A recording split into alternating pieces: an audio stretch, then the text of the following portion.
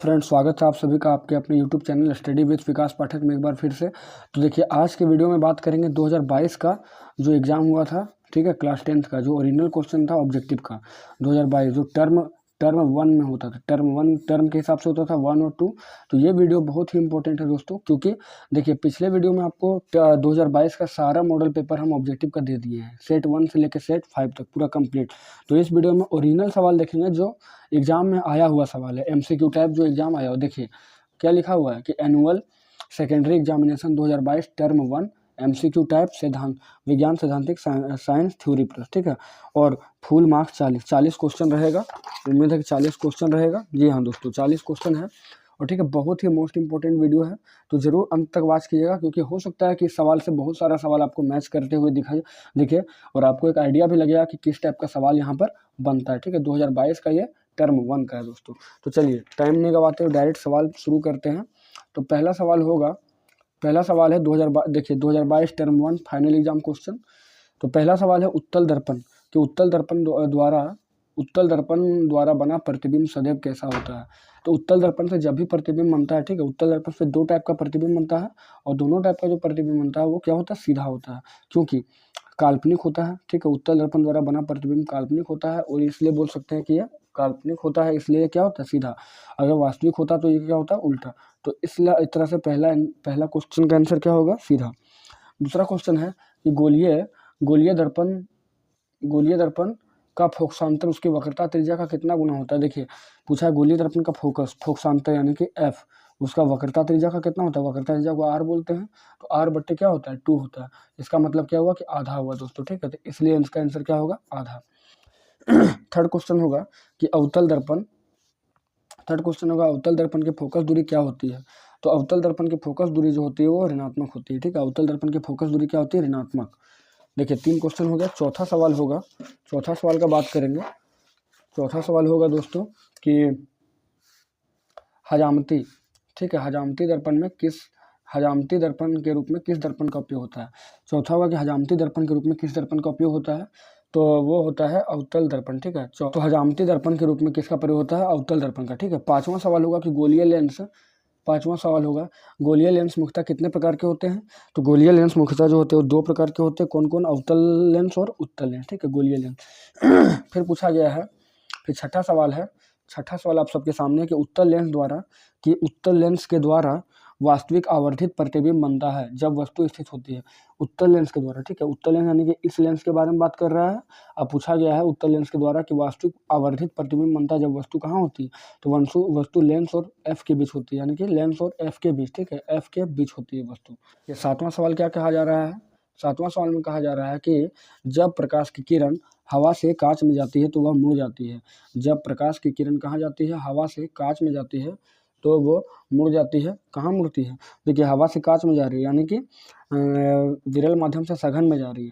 तो जब विरल से सघन में जाती है कोई भी किरण तो अभिलंब की ओर मुड़ती है। आगे, लेंस की क्षमता का एसआई मात्रक क्या होता है। तो लेंस की क्षमता का एसआई मात्रक जो है वो डायऑप्टर होता है। लेंस की क्षमता का एसआई मात्रक डायऑप्टर होता है। नेक्स्ट पूछा गया है हमारे नेत्र में लेंस होता है, हमारे नेत्र में कौन सा लेंस होता है। तो हमारे नेत्र में जो है वो उत्तल लेंस होता है दोस्तों, ठीक है, हमारे नेत्र में उत्तल लेंस होता है। नेक्स्ट बात करेंगे 10वां सवाल कि आँख के 10वां सवाल पूछा गया है कि आँख के लेंस की वक्रता त्रिज्या नियंत्रित करती है। आँख के लेंस की वक्रता त्रिज्या को कौन सा नियंत्रित करती है। तो सिलेरी मसल्स या मांस या पक्षमाभी पेशियां, यानी कि 10 का हो जाएगा तीसरा नंबर, ठीक है। आँख के लेंस की वक्रता त्रिज्या को कौन नियंत्रित करता है, तो उसको करता है पक्षमाभी मांसपेशियां। फिर है 11वां नंबर कि सुस्पष्ट दृष्टि की अधिकतम दूरी का मानक क्या है। तो सुस्पष्ट दृष्टि की अधिकतम दूरी पूछा है, अधिकतम दूरी पूछेगा तो अनंत और न्यूनतम दूरी पूछेगा तो 25 सेंटीमीटर, अगर न्यूनतम पूछा गया तो।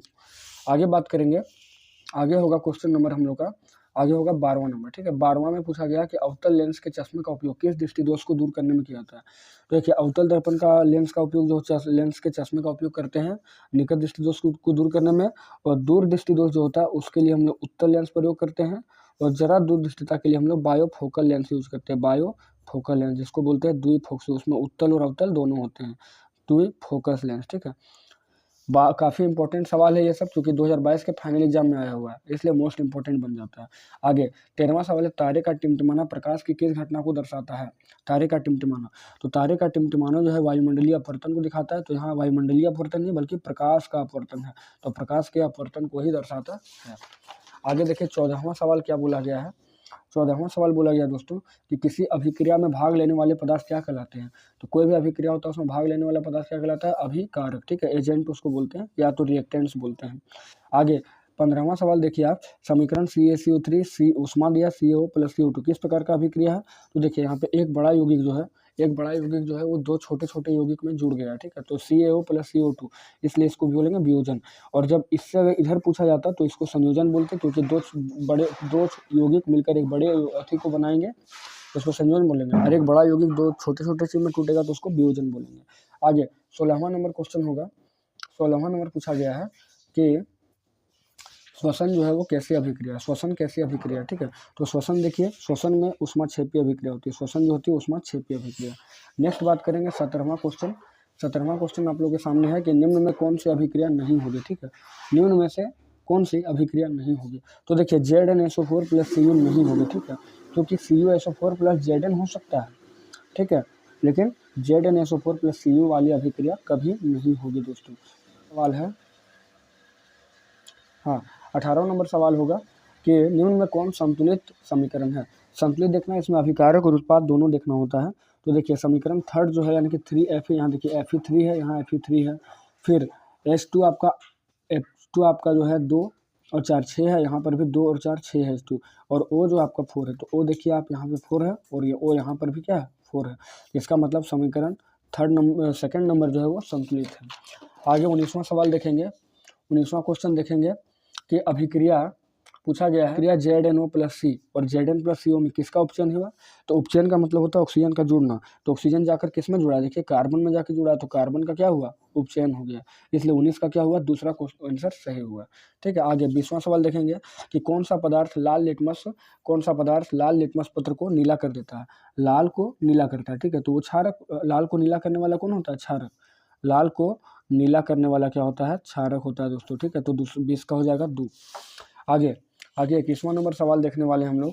21वां नंबर क्वेश्चन में है कि निम्न में कौन दुर्बल अम्ल है, ठीक है, निम्न में कौन दुर्बल अम्ल किसको बोलते हैं? जो कम मात्रा में H प्लस आयन उत्पन्न करता है। और दुर्बल क्षारक किसको बोलते हैं? जो कम मात्रा में OH माइनस आयन उत्पन्न करता है। तो यहाँ देखिए 24वां का होगा कि निम्न में कौन दुर्बल अम्ल है, ठीक है, दुर्बल अम्ल है, तो दुर्बल अम्ल कौन होगा यहाँ पे? तो दुर्बल अम्ल हो जाएगा CH3COOH, ये हो जाएगा आपका दुर्बल अम्ल। आगे 22वां नंबर देखेंगे, अम्ल के जलीय विलयन में उत्पन्न होता है। तो अम्ल क्या उत्पन्न करता है? तो H प्लस आयन। और अगर यही बात क्षारक के लिए पूछा जाता है तो क्षारक जो है OH माइनस आयन को उत्पन्न करता है, OH माइनस आयन, ठीक है, क्षारक। आगे 23वां सवाल देखेंगे। 23वां क्वेश्चन पूछा गया है कि दही में कौन सा अम्ल पाया जाता है? 23वां क्वेश्चन है कि दही में कौन सा अम्ल पाया जाता है? तो दही में जो है वो लैक्टिक अम्ल पाया जाता है, ठीक है, दही में लैक्टिक अम्ल। और दूध को दही में बदलने वाले जीवाणु का नाम होता है लैक्टोबैसिलस। नेक्स्ट हम लोग 24वां क्वेश्चन देखेंगे कि अम्लीय विलयन का pH मान क्या होता है? तो देखिए अम्लीय विलयन जो होता है उसका pH मान 7 से कम होता है, ठीक है। अगर क्षारक होगा तो 7 से अधिक होगा, 7 से अधिक, और अम्ल होगा तो 7 से कम, और अगर उदासीन होगा तो बिल्कुल न्यूट्रल होगा, 7 होगा, ठीक है। तो यहाँ अम्ल का जलीय विलयन का pH मान कितना होता है? 7 से कम। आगे देखेंगे 25वां क्वेश्चन। तो 25वां क्वेश्चन बोला गया कि कौन अधिक क्षारीय है, ठीक है, कौन अधिक क्षारीय है? तो देखिए pH 8 दिया, pH 10 दिया, pH 12 और pH 14, ठीक है। तो कुल मिलाकर देखिए pH सबसे ज़्यादा किस में है? 14 में। तो जिसमें जो होगा 14 वही होता है क्षारक सबसे खतरनाक और सबसे प्रबल क्षारक। और प्रबल क्षारक कौन होता है? तो NaOH यानी कि सोडियम हाइड्रोक्साइड, इसका नाम होता है कास्टिक सोडा, ठीक है दोस्तों, कास्टिक सोडा इसका नाम होता है। तो देखिए एक ऑब्जेक्टिव के वजह से आप 3-4 ऑब्जेक्टिव भी कर पा रहे हैं, इसलिए वीडियो बहुत ही इंपॉर्टेंट है।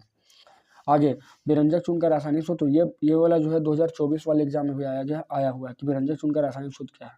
तो विरंजक चून का रासायनिक सूत्र होता है CaOCl2 यानी कैल्शियम ऑक्सीक्लोराइड, ठीक है। नेक्स्ट 27वां क्वेश्चन देखेंगे। तो 27वां क्वेश्चन यहाँ पर दिया गया है कि प्रकाश संश्लेषण में ऑक्सीजन बाहर निकलती है जब प्रकाश संश्लेषण की क्रिया होती है, ठीक है। और उसमें आपको पता है कि ग्लूकोज, पेड़ पौधा जो है खाना बनाता है स्वपोषी पोषण के माध्यम से, तो उसमें ग्लूकोज बनाता है, तो उसमें जल से जो होता है ऑक्सीजन बाहर निकलता है, यानी कि H2O से निकलता है।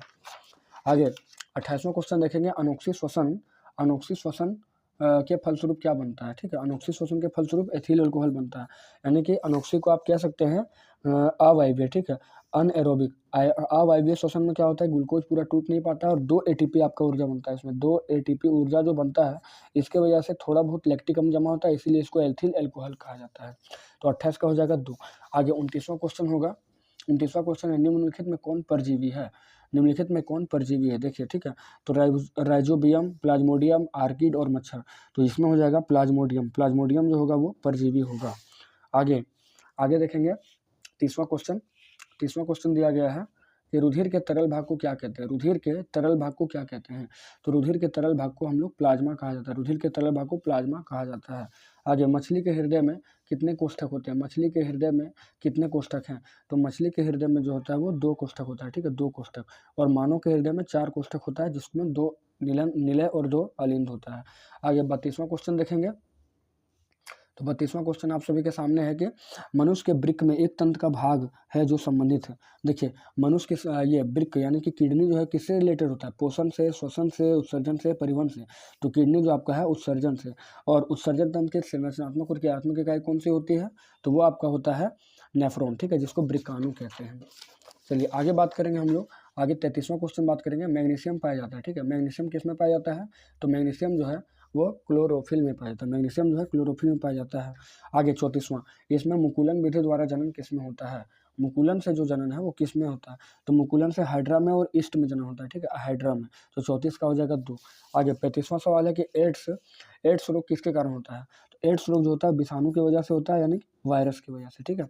आगे 36वां क्वेश्चन है कि पराग कोष में क्या होता है, पराग कोष में क्या होता है, तो पराग कोष में जो होता है परागकण होता है, पराग कोष में परागकण होता है, और परागकण जो होता है यानी पराग कोष जो होता है वो पुष्प का नर जनन भाग होता है, ठीक है, पराग कोष।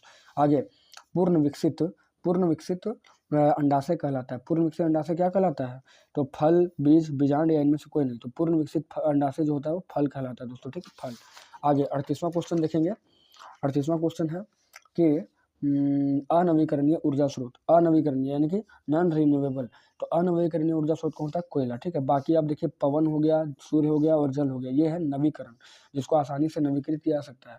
तो यहाँ पर अनवीकरणीय ऊर्जा स्रोत कौन है, तो वो कोयला है। आगे 39वां, सौर ऊर्जा को सीधे विद्युत ऊर्जा में बदलने वाली युक्ति को क्या कहते हैं, तो वो होता है सौर सेल यानी कि सोलर सेल। बहुत ही मोस्ट इंपॉर्टेंट सवाल है ये, ठीक है, सोलर सेल यानी कि क्या हो जाएगा, तो हो जाएगा आपका सौर सेल दोस्तों। आगे बात करेंगे 40वां और अंतिम सवाल इस वीडियो का। तो पूछा गया है कि निम्नलिखित में कौन मुख्यतः जैव गैस का संगठक है, जैव गैस का संगठन कौन है, मेथेन है, ठीक है, मेथेन। और मेथेन का सूत्र का बात करें तो ये होता है CH4, ठीक है। और अगर बात करें किस ग्रुप का है, तो ये एल्केन ग्रुप का है। और अगर बात करेंगे एल्केन श्रेणी का जो ये होता है फॉर्मूला क्या होता है, तो CnH2n और +2 एल्केन का, ठीक है। तो इस प्रकार से आप देख सकते हैं कि हमने 2022 का जो क्वेश्चन पेपर है, ठीक है, 2022 का ये पूरा डिटेल में आपके सामने कंप्लीट कर दिया है। तो आई होप ये वीडियो आप सभी को अच्छा लगा होगा। अगर वीडियो को अच्छा लगा है तो वीडियो को लाइक कीजिए, चैनल को सब्सक्राइब करके बेल आइकन को प्रेस कर लीजिए, और study with Vikas Pathak channel को शेयर किया कीजिए, ठीक है, आप सभी। और अगले वीडियो में मिलेंगे 2023 के मॉडल पेपर के साथ। तब तक के लिए जय हिंद, जय भारत।